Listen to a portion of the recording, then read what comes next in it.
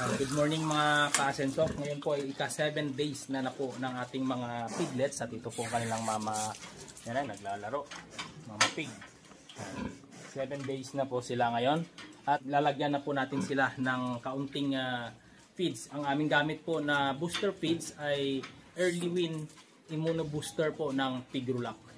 Ito po, natututo na rin silang kumain dahil nagdi-dilute po ako ng Early Win na gawa po ng Pigrulac at inilalagay po namin sa dede ng kanilang nanay. So ngayon, i-set up po natin yung binili ko sa online shopping platform, i-set up po natin dito. Ito po yung binili ko, bali dalawa, pero ngayon isa lang po muna ang ating ikakabit at ilalagyan po natin ng Early Win Immuno Booster Micro Pellet ng Pigrulac po. Ito, inassemble ko na to kahapon. Madali naman siyang i-assemble. Ikakabit lang naman natin sa likod.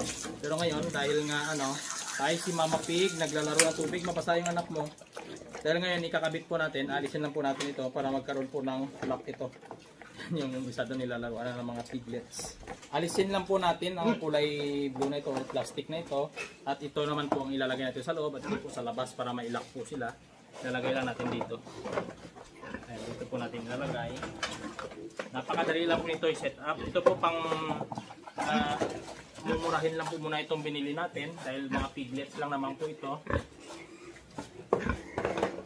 Yung isa ikakabit na lang natin kapag malaki na sila. Ngayon maliit pa naman sila, sapat pa naman dito yan. So ilalagay lang po natin. Sinagad ko lang po ito sa floor ng parawing kasi nga mababa pa sila. Napakadali lang po i-set up, mga ka-asenso, ito lang. Search nyo lang po sa online, makikita nyo po ito kung magkano. Mura lang naman po ito, nabili ko lang ito ng 100, kulang 200 yung bawat isa.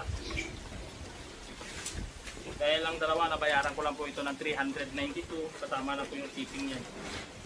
Pasensya na kayo, ngayon medyo malakas yung hangin, then may thunderstorm po tayo.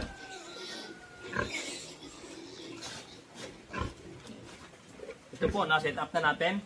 Lalagyan po natin ngayon yan ng booster feeds.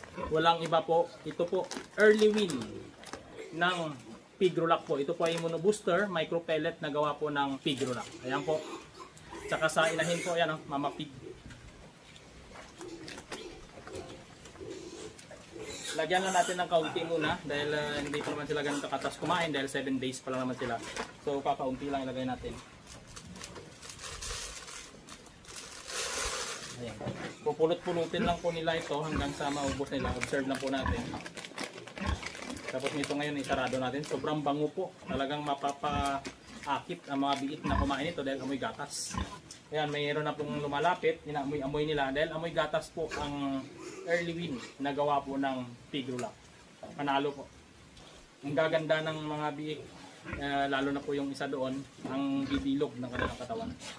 Ayan, inaamoy-amoy po nila. Mamaya kainin po nila yan. Dahil unti-unti na po silang natututong kumain. Mamaya po update ko po kayo kung makakain na ba nila. Pero nagdi-dilute pa po ako nito at pinahaplas ko sa dede ng kanilang nanay. Hanggang dito na lang po. Ipapakita ko sa inyo kung paano ko sinet up ang automatic feeder nito. Pang piglet lang po ito. 30 days old pababa po ang paggamit nito. Dahil pagka nasa 30 days old naman pataas ay sisirain po nila ito. Kapag ka 30 days old pataas naman, stainless po ang gamit namin. At ito po yung mga biik, oh. Ayan po. Ito po yung mga biik. Ayan po yung biik namin. Nasa 40 days old na po sila ngayon. Ayan, ganito lang po kadali mag-set up nito mga ka-asenso. Ayan, oh. Ready to fix na po ito. Dahil naka-thread lang. Tsaka ito po yung laman yan.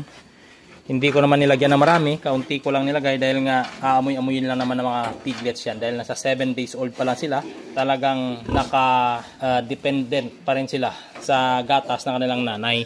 So ang ginagawa ko, pinupunasan ko na lang ng Early Win na dinilyot ko sa maligamgam na tubig para mas mabilis silang matuto. Pero pagdating ng 10 days, asahan po ninyo, malakas na kumain mga yan. Parang katulad po ng mga piglet na ito. Ito ngayon nasa 40 days na po sila. Hanggang dito na lang po.